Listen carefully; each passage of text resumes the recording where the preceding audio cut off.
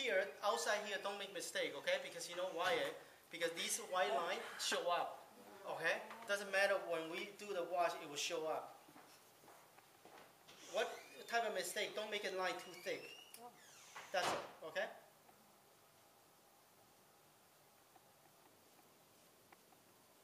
Now the rest of them actually depends what type of artist you are, okay?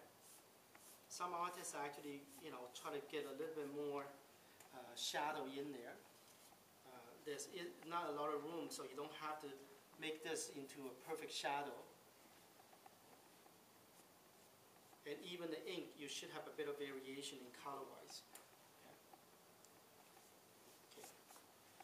It's this ink part versus the white part going to give you the contrast to be able to get some of the perspective going to and depth of the water.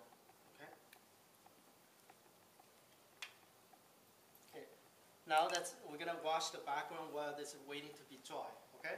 So again, I'm going to spray just a little bit more water. Remember, this is shim paper, not mulberry paper. Then wet, it's easier to do the wash background. Then you don't get line. Okay. And you can see because I wet the paper, so it's easy. Okay, for me. Okay. Student always tell me it's easy for me to do whatever. But, okay, so again, I'm going to change the color again a little bit. So always start from the middle out. Yeah, always.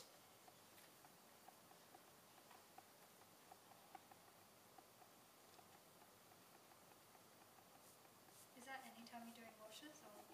If using shim paper, always make sure you start from the middle part. It doesn't have to be right in the middle, but it's always somewhere around the middle part going out, because when you come back here, you're going to pick them up. Okay? So when you get to the bird, see some area, I go like this. Okay? Now this yellow-green and that yellow-green actually a little bit different. Okay, so as I come down, I'm going to go a little bit more darker. Okay. Now you would also notice that the bigger the brush, the easier for you to work with. The smaller one, you're going to get a lot of line going through, so it's much more tougher. Okay, but not everybody have a bigger one, so that's why I'm using this one just to show you, so you understand how I'm going to work on this. Okay, so what happens is sometimes when you have a beautiful bleeding like this, keep it if you want to. Okay, so don't intend to get rid of them. Okay, so here you can see me going into this bird a little bit.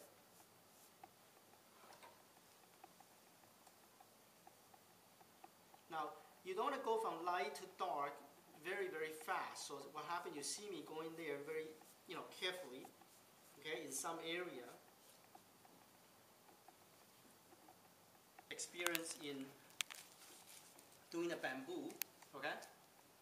But try your best. I know there's some beginner, okay? So right now here, I can put a bit of salt. Okay? So what happened is the salt, see, when I put on it, okay, it looks like it's not working, okay? So what happened is, again, I'm going to give a little bit, very sprinkling around here. Don't put it everywhere, okay? It's the following stage. Now, like more and more layer I do it, now I'm more and more careful. Then I better follow the rule. Okay, because some of the people in the competition, like if they really knowledge about Chinese artwork, of course that's now they started judging you. Okay, the one that's very clear. So that's the one that you have to do it well. Okay. So right now I'm getting up to this stage. Okay. So this is some of the bamboo leaf falling onto the water.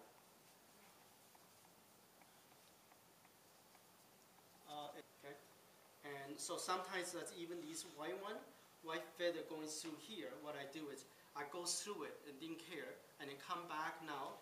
I get a little bit more through.